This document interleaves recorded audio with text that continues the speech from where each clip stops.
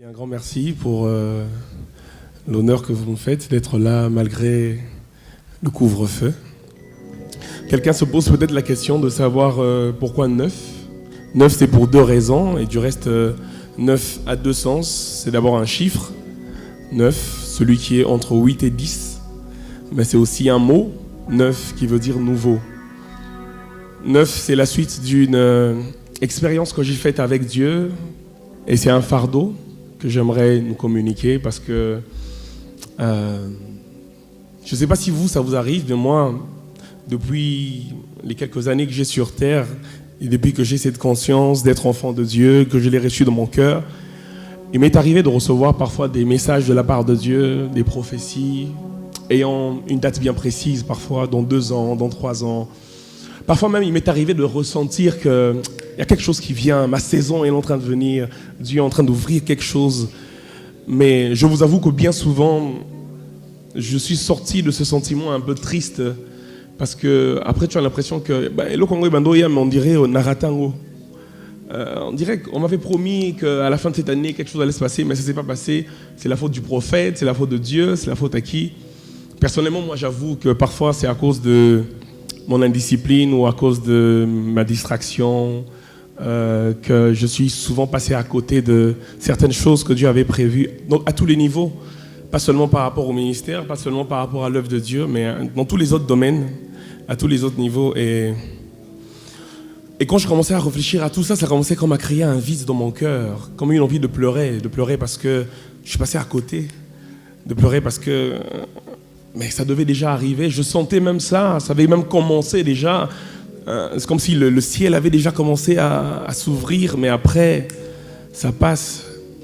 Et là, je commençais à questionner Dieu dans ma chambre, non pas comme fâché contre Dieu, mais questionner Dieu en pleurant, en priant et en lui demandant mais pourquoi cette routine? Pourquoi j'ai l'impression qu'à chaque fois je dois passer à côté des choses, j'ai l'impression de les tenir et puis ça me glisse entre les doigts. Et quand je regarde autour de moi, j'ai l'impression que c'est la même chose, mais qu'est-ce qui se passe? Qu'est-ce qu'on ne comprend pas? Et j'ai commencé à prier, je méditais la parole de Dieu et là, l'Esprit de Dieu m'a inspiré ce texte de Matthieu 9. Et quand j'ai commencé à lire ce texte, je me suis rendu compte que Dieu est en train de me rependre. Parce que dans Matthieu 9, il est en train de parler et il dit qu'on ne peut pas mettre du vin nouveau dans des outres vieilles et qu'on ne peut pas prendre un drap neuf et le lier à un habit vieux. Ce qui m'étonne dans ce texte, ce n'est pas moi qui vais prêcher aujourd'hui, mais ce qui m'étonne, c'est que la Bible déclare dans Matthieu 9 au verset 16 que la déchirure serait plus grande. Ça veut dire qu'il y avait déjà une déchirure, plus grande par rapport à celle qu'il y avait avant. Mais si la déchirure était plus grande, était-ce sur un habit vieux ou sur un habit neuf? Je pense que c'était sur un habit vieux. Mais il dit, cet habit vieux-là, qui a une déchirure, s'il veut avoir un drap neuf, il faut que lui-même, l'habit vieux, devienne neuf pour recevoir le drap neuf. Il dit, cette outre vieille-là, si elle ne veut pas se casser, si elle veut recevoir de l'onction nouvelle, il faut que cette même outre qui est vieille devienne neuve pour qu'elle reçoive la nouvelle onction. Et là, je me suis rendu compte que parfois on prie, et moi le premier, on demandait à Dieu, Seigneur, je crois que c'est ma saison, fais-moi entrer dans ma saison. Mais là, Dieu était comme en train de me répondre en me disant que tu as eu beaucoup de saisons, mais à chaque saison, tu es resté vieux. À chaque saison, tu es resté ancien. Le problème, ça n'a jamais été la saison. Le problème, c'est que l'onction est entrée, mais l'outre s'est cassée. Le problème, c'est que l'habit neuf est arrivé, mais il y a eu une plus grande déchirure. Et quand je regardais dans ma vie, je me rendais compte qu'il y avait vraiment des grandes déchirures à cause de ce que Dieu faisait dans ma gestion de beaucoup de choses, peut-être du sexe opposé, peut-être de mon temps de méditation, de beaucoup de choses. Et là, j'ai commencé à prier Dieu, j'ai commencé à pleurer de ma chambre et à lui dire, Seigneur, je veux devenir nouveau.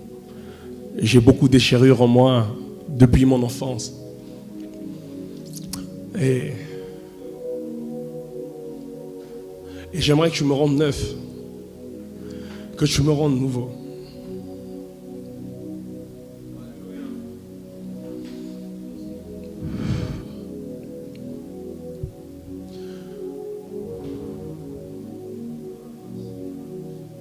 J'aimerais arrêter de faire les mêmes erreurs.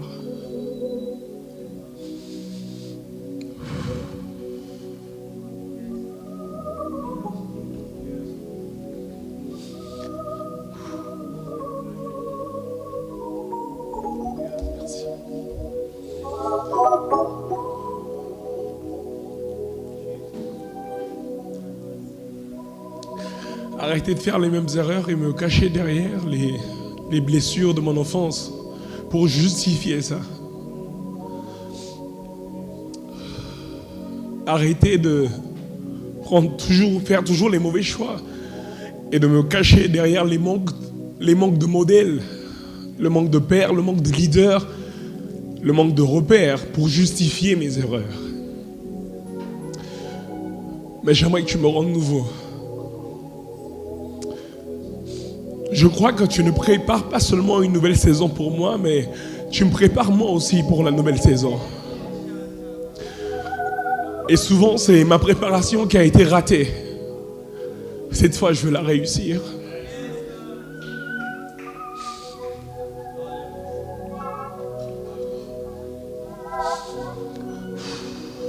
Et c'est de là que ce fardeau est venu, parce que je me suis rendu compte que peut-être que je priais pour moi-même dans ma chambre, mais je n'étais pas le seul à avoir ce sentiment. Je crois que peut-être que vous avez déjà eu ce sentiment. Et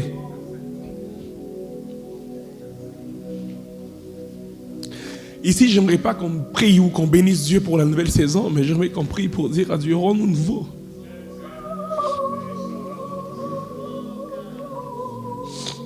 Rends-nous nouveau. Moi, je reconnais, je suis peut-être venu à toi, mais dans beaucoup de domaines, je suis resté une vieille créature. Je veux devenir une nouvelle créature.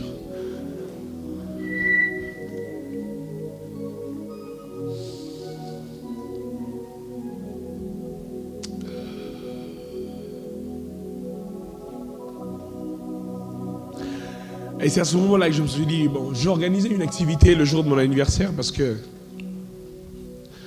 je ne sais pas quel âge vous me donnez, mais je n'ai que 27 ans aujourd'hui.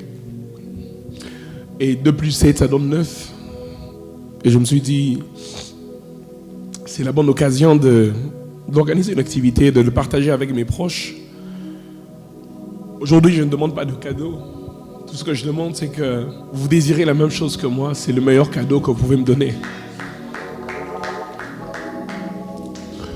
Que vous laissez mon Dieu, le même Dieu qui m'a parlé dans ma chambre, vous impacter en ce moment, vous rendre nouveau dans bien de domaines. Parce que le problème, c'est pas la nouvelle saison. Le problème, parfois, c'est nous. Et même souvent.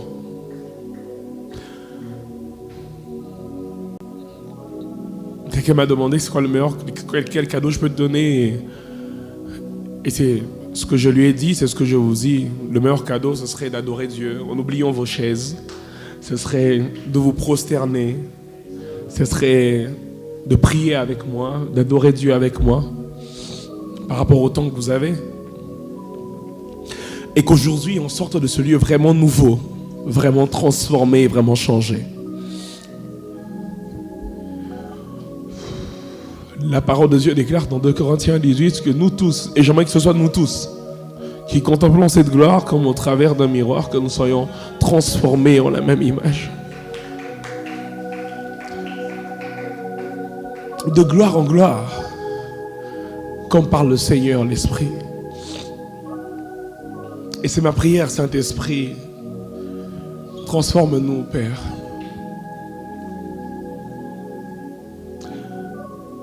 J'aimerais que tu t'associes à moi dans cette prière avant qu'on commence à le célébrer par des chants et que tu le dises à Dieu, Seigneur, rends-moi nouveau.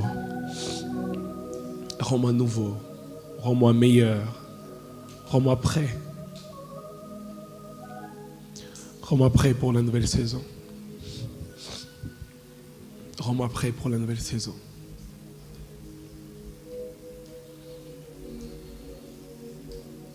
Est-ce qu'on peut élever nos voix ensemble et prier dans ce sens? Rends-moi prêt, rends-moi nouveau.